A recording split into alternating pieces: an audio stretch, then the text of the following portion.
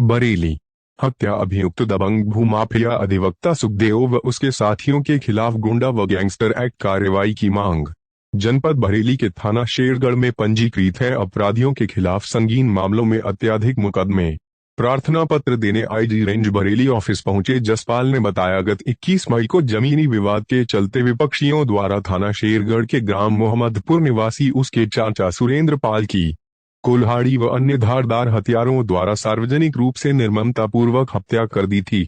हत्या अभियुक्त इस समय जेल में बंद हैं और वहीं से अपना आपराधिक गैंग संचालित कर रहे हैं, जिनके गुर्गों ने अभी भी निर्धन किसानों की जमीनों पर अवैध रूप से कब्जा कर रखा है और फसल भी काटने नहीं दे रहे हैं। संबंधित थाना शेरगढ़ में उनके खिलाफ पहले से ही तमाम मुकदमे लिखे होने के बावजूद भी गैंगस्टर व गुंडा एक्ट में कार्यवाही नहीं हो रही है, जिसके विषय में वे वरिष्ठ पुलिस अधीक्षक बरेली व अन्य आला अधिकारियों को पहले भी प्रार्थना पत्र दे चुका है और आज मामले में आईजी रेंज बरेली से गुहार लगाने आया है। गत वर्ष 19 मई में और थाना शेरगढ़ के ग्राम मोहम्मदपुर में निर्धन किसान की हत्या के मामले में, जहां कितने लोगों ने उनका कत्ल किया था? 7 लोगों ने। उसमें मुख्य अभियुक्त कौन था? सुखदेव एडवोकेट। ये भूमाफिया है। कुख्यात भूमाफिया है। अच्छा, आज आप यहाँ पुलिस परिषद आईजी बरेली रेंज कार्यालय आए हैं, ये किस बात को लेके आए हैं, क्या है?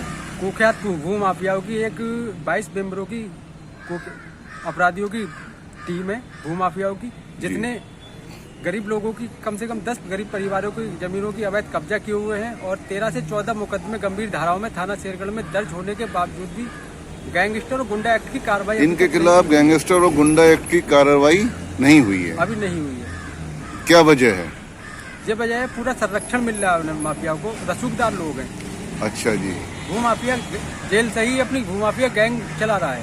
इस तरीके के भूमाफिया हत्यारे लोगों के खिलाफ गैंगस्टर और गुंडा एक्ट के तहत कार्रवाई हो, इस संदर्भ में आप कहाँ आपने प्रार्थना पत्र दिया? पहले मैं थाने में दिया मैंने जी, सीओ साहब बहली को दिया मैंने जी, एसडीएम साहब को भी दिया मैंने जी, वरिष्ठ पुलिस अधीक्षक कप्तान साहब को दिया मैंने जी।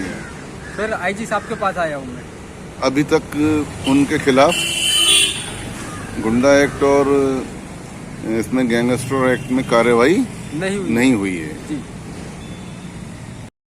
शासन के निर्देश के अनुसार जिन अपराधियों पर इतने मुकदमे 13 से 14 मुकदमे एक ही थाने में दर्ज हो, हत्या का प्रयास, लूट, मारपीट जैसे गंभीर धाराओं में छेड़छाड़ जैसे इतने अगर केस पंजीकृत हो, किसी पर मुकदमे पंजीकृत हो, तो शासन के अनुसार निर्देशानुसार उन पर कार्रवाई होना सुनिश्चित होती है।